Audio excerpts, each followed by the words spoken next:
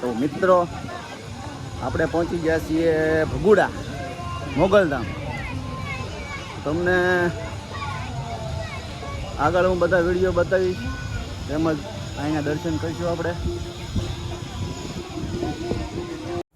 તો જય માં મોગલ મિત્રો, આપ જોઈ રહ્યા છો ભગુડા ગામમાં જે પાર્કિંગ છે એ. તો પાર્કિંગમાં જોઈશું તો આપણે જોઈશું નાનીથી લઈને મોટા વાહનો બધા જ રાખેલા છે.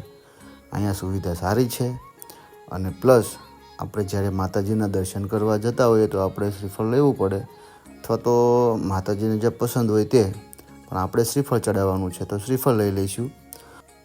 ત્યારબાદ આપણે શ્રીફળ ચડાવવા માટે માતાજીના 2 જ્યોત સળગે છે ત્યાં જવાનું છે. તે જ્યોતની એક ખાસિયત છે કે તે 24 કલાક સળગતા રહે છે અને ત્યાં આપણે દર્શન કરવાના હોય છે. તો ત્યાં આપણે બાજુની જગ્યામાં શ્રીફળ પણ વધારવામાં આવે છે. તો આપ જોઈ રહ્યા છો શ્રીફળ ચડાવવા માટે મોટો ઓટો બનાવવામાં આવેલો છે. જે કાંઈ શ્રીફળનું પાણી હોય તે સાઈડમાં એક મોટું બેરલ મૂકેલું હોય છે, ત્યાં જતું રહે છે અને શ્રીફળ અહીંયા વધારવામાં આવે છે. શ્રીફળ વધારીને આપણે અંદર જવાનું છે.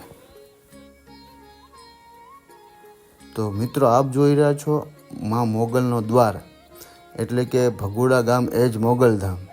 બાજુમાં મોટા અક્ષરોમાં માં લખેલું છે, આઈ શ્રી માંગલ લખેલું છે. તો આપણે અંદર એન્ટર થઈશું. એન્ટર થયા બાદ આપણે મોગલમાના સ્થાનિધ્યના દર્શન કરીશું. તો મિત્રો એવું કહેવામાં આવે છે કે ભગોડા ગામમાં 400 વર્ષ પહેલાં નટરાજાની તપોભૂમિ પર એવા ભગોડા ગામે માતાજી પધાર્યા હતા, જે ભક્તો અને સંતોની શ્રદ્ધાને કારણે આજે ભગોડા ગામ એ ઐતિહાસિક ધામ ગણાય છે. અને એવું પણ કહેવામાં આવે છે કે 400 વર્ષ પહેલાં ગામની આજુબાજુના ગામોમાં દુષ્કાળ પડવાના કારણે આહિર સમાજના પરિવારો ગીર રહેવા જતા ચાલ્યા ગયા હતા અને ત્યારબાદ ચારણ અને આહિર જ્ઞાતિના 2 વડીલ બહેનો વચ્ચે સગી બહેનો કરતાં પણ વધારે વિશેષ સંબંધ બંધાયેલો હતો. ચારણ જ્ઞાતિના મહિલાને નેસડે માં મોગલ માતાજીનું સ્થાનક હતું, તેથી તેમણે આહિર જ્ઞાતિને વૃદ્ધા અને નિરીક્ષા થાય એ માટે આઈમાં મોગલને કાપડમાં આપ્યા હતા અને માતાજીને સાથે લઈને આહિરાણી માતા ભગોડા ગામે આવ્યા હતા. તેથી તેઓ ભક્તિ અને ભાવથી લોકો મોગલમાને પૂજા અને અર્ચના કરે છે, જે પહેલાંથી જ કહેવામાં આવે છે કે જય માં મોગલ, જય માં મોગલ, જય માં મોગલ. અને આપ મિત્રો જોઈ શકો છો કે કેટલી સંખ્યામાં માણસો અહીંયા આવેલું છે. આજે તહેવાર પણ છે અને માણસો પણ બહુ બધું છે, તો પણ આનંદ એટલો આવે છે. તો આપણે બધું જોઈશું આગળ શું છે, રહેવા માટે કેવી સુવિધા છે, જમવાની સુવિધા કેવી છે. આગળ બન્યા રહો આપણે. ચાલો. તો મિત્રો તમને ખબર ના હોય તો કહી દઉં કે બહારની સાઈડ ફોટા પાડવાના છે, અંદર ફોટા પાડવા નથી દેતા. એટલે અંદર ફોટોઝની વિડીયો લેવાની મનાઈ છે. એટલે અમે બહાર બેઠા બેઠા બધા મિત્રો સાથે આનંદ માંડીએ છીએ અને મોજ મસ્તી કરીએ છીએ. તો મિત્રો આ વડ ઉપર માતાજીની ધજા ચડાવવામાં આવે છે. જે ભાવિકો આવે છે, જે ભક્તો આવે છે, તે ત્યાં ધજા ચડાવી શકે છે. અને માતાજીને વધારે વાલી લાપસી છે, એટલે પ્રસાદીમાં લાપસી તો હોય જ છે. અને આગળ આપણે જોઈશું કે કેટલા રૂમ બનાવેલા છે અને કેવી સુવિધા છે, હું તમને આગળ બતાવું છું. ચાલો.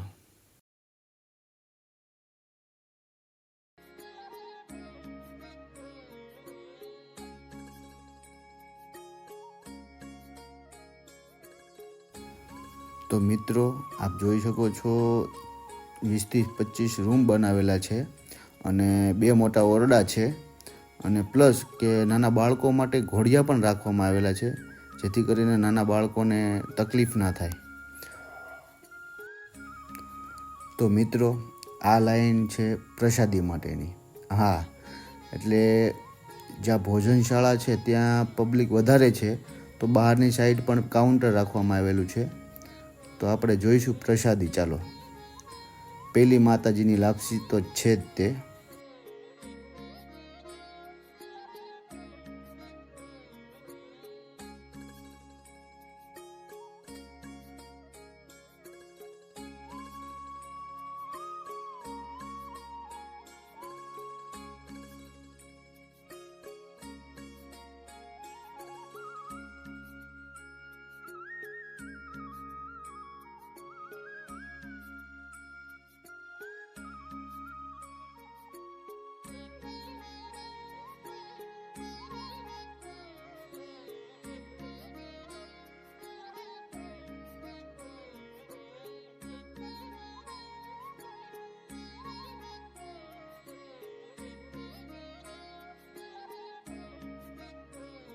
તો આ છે માં મોગલની પ્રસાદી અને સાથે છે ભોજન. એટલે આપણે આજે જોયું કે ભગુડા આવો તો પ્રસાદી તો લેવી જ પડશે. તો મિત્રો આ છે રસોડું અને સાઈડમાં છે ભોજનાલય અને અહીંયા વિનામૂલ્ય ભોજન મળે છે. ત્યારબાદ આપણે અહીંયા પાણીનું પરબ બનાવવામાં આવેલું છે અને ઠંડુ પાણીનું પરબ પણ છે. 2 પરબ મૂકેલા છે, જે કોઈને ઠંડુ પીવું હોય એને ઠંડુ અને ગરમ પીવું હોય એને ગરમ. તો મિત્રો અહીંયાથી આપણે જોઈશું જે ફોટા મૂકેલા છે ને તે સંતાન પ્રાપ્તિ માટે માનતા રાખેલી હોય છે એ માટે મૂકેલા છે. અને આ ચા ઘર છે, ચા ઘર પાસે પણ એ જ ફોટા છે જે લોકોએ માનતા રાખેલી હોય છે. ત્યારબાદ આપણે બહારની સાઈડ જોઈશું તો આ 2 ઓફિસ છે. ઓફિસથી આપણે સાઈડમાં મંદિર છે તેના વ્યૂ લઈશું.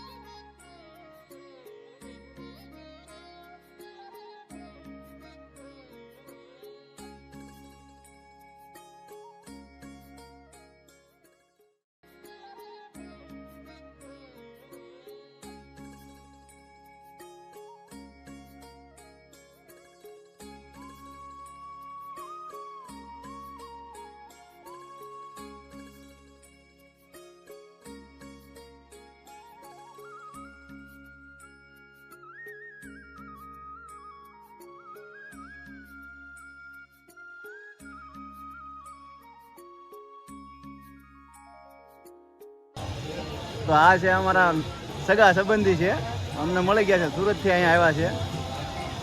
બોલો 2 શબ્દ. બસ જય મોગલમાં. જય મોગલમાં. તો મિત્રો અહીંયા મોગલમાંનો એટલો હાથ છે કે કોઈ પણ દુકાનોમાં કે કોઈ પણ ઘરે તાળા મારવામાં આવતા નથી, કારણ કે અહીંયા ચોરી પણ થતી નથી. એટલો મોગલમાંનો હાથ છે. તો હવે આગળ જોઈશું કે આ ડુંગર ઉપર બિરાજમાન છે ખોડિયારમાં. તો ત્યાં પણ જવાનું છે આપણે. ત્યાંના પણ વિડીયો ઉતારીશું અને તમને હું બતાવીશ કે ત્યાં કેટલી સુંદર જગ્યા છે અને ત્યાંથી વ્યૂ કેવા સરસ આવે છે. તો અહીંયાથી આપણે ઉપર જવા માટે દાદરા પણ છે અને થોડે સુધી વાહન પણ આવી શકે છે.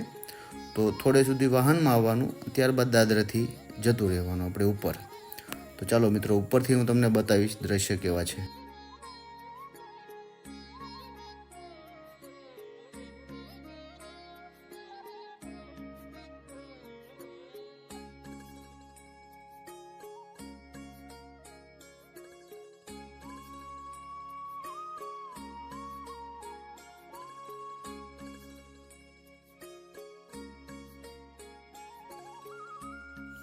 તો ઉપરથી તો બહુ સુંદર વ્યૂ આવી રહ્યો છે. અહીંયાથી મોગલમાંનું મંદિર પણ ચોખ્ખું દેખાય છે અને પાર્કિંગ પણ તમે જોઈ શકો છો કેવડું મોટું છે.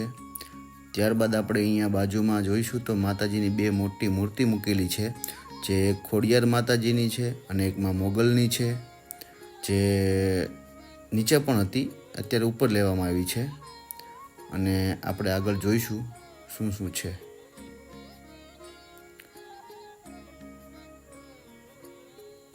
તો અહીંયાથી બેસવા માટેની સુવિધા છે, ઘણા બધા બાકડા મૂકેલા છે અને ઓરડી પણ છે. ઉપર પતરાનું મોટું જબરું એક હોલ બનાવવામાં આવેલો છે, જોઈ શકો છો તમે. અહીંયાથી એટલા સુંદર વ્યૂ આવે છે, જોઈ લો.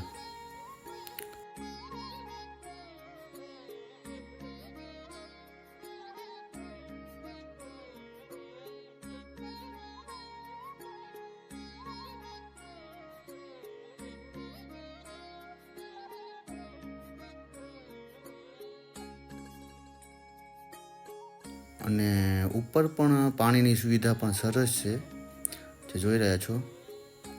નીચે કાળ ભૈરવ દાદાના દર્શન કરી લઈશું. અને મારો વિડીયો સારો લાગ્યો હોય તો લાઇક, શેર અને સબસ્ક્રાઈબ કરી દેજો, જેથી કરીને તમે આગળ પણ બીજા વિડીયો જોઈ શકો.